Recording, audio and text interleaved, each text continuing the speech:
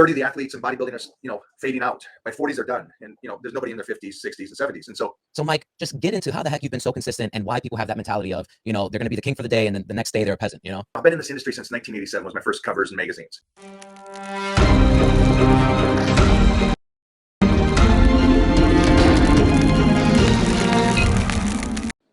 I've been pretty incredible when it comes to life and setting goals and training, goal setting for the theatrics and the movies and gladiators and stuff like that. The one thing I always settled for was dating girls that were in my league, I guess you would say. Hey, she's hot, I'm young, cool deal, have fun. I think she was the first person I ever really met, female, that was above, wasn't suited for me. I'm like, oh, I'm gonna have to change to get this. So I'm gonna have to become something more to become, and it came at the right time in my age where I was like, I need to ante up and raise my level another step. I don't know who said it, but they said it was a great statement. It says, don't date somebody that fits you or that's comfortable for you. Date somebody above you that makes you have to rise up to another level. And so it was those steps. I've been in this industry since 1987 was my first covers in magazines. 87, before you were born.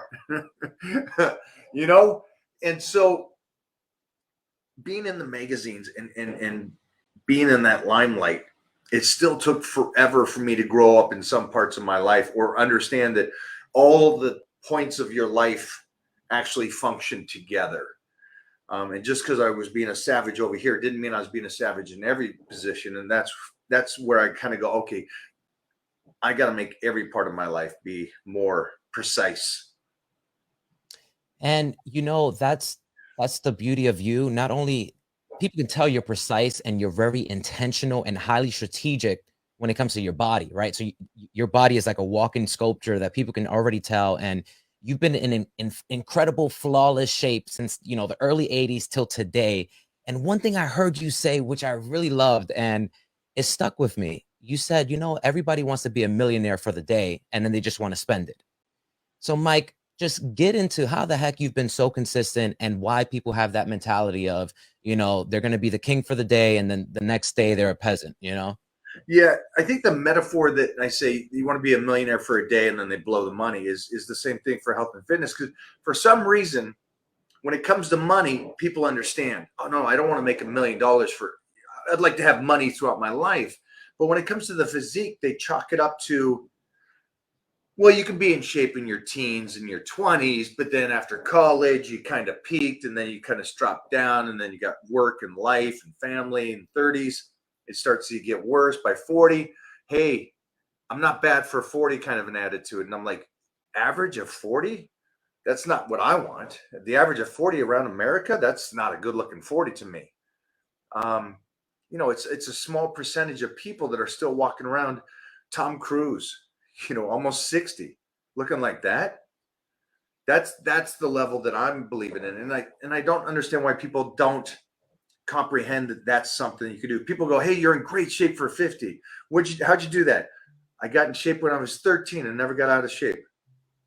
It's as simple as that. I got in shape and stayed in shape. But yeah, that's my saying is, do you want to be a superhero for a day or for a lifetime? Be in shape for your life. And again, it's not about living until you're 150. It's about what the quality of life is while you're here. That's it.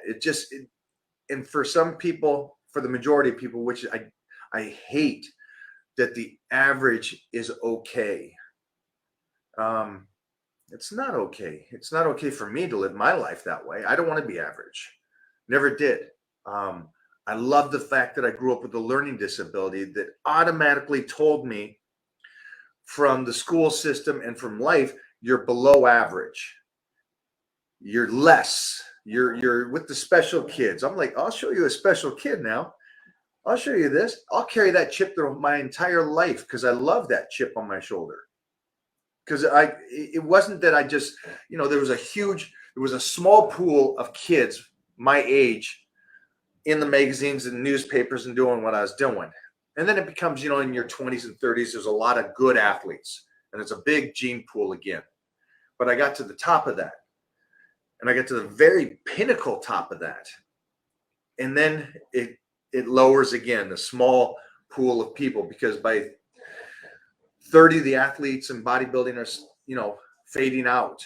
By 40s, they're done, and you know, there's nobody in their 50s, 60s, and 70s, and so it's a small pool of people again, and it's fun for me to go, I went through this whole process. Now I made mistakes. I'm going to teach you guys how not to make those mistakes so you could even do it easier than I did it.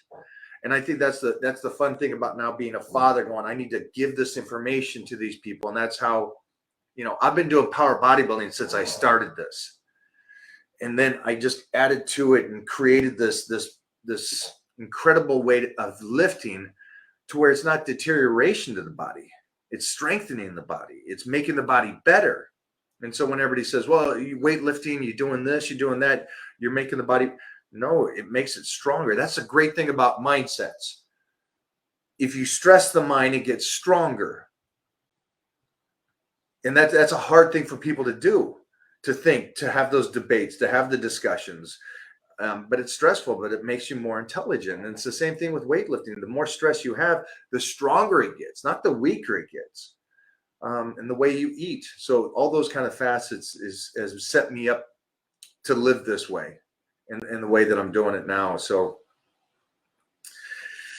roundabout way, man, I'm loving this, and I'm loving the journey, and I'm loving that I was told that I wouldn't accomplish this, and I wouldn't have this kind of lifestyle, and I wouldn't be able to be on the magazines at this stage, or even 20, 30 years ago. Mike, listen, I can listen to you talk all day and just, I find myself to be speechless because, especially for this one thing, if there's anything that I want the audience listening today to really walk away with that I feel is not stressed enough, well, it's two things, but I'll say one thing and then I'll say the more important one.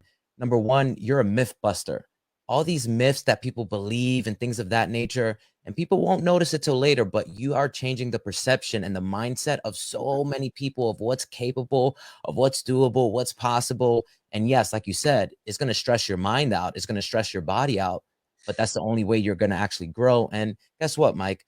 We don't want to be stressed out, right? We want to play it safe. We want to do what's comfortable. So that's all fine and dandy. But really, to me, the most important thing when it comes to you is literally when I was communicating with you just behind the scenes, the way that you would interact with me. Anybody of your stature that has the fame and the power that you have and just the longevity, they almost talk to people as if they're maybe cockroaches, so to speak. You know what I mean? It's just like, hey, do this. What's up? But you speak to people as if, I wouldn't call them your equal, but you don't look down at people. You look at them eye level. And again, people who have met you that I talked to you about and they met you, they go, oh yeah, man, that guy's super nice. He's super kind.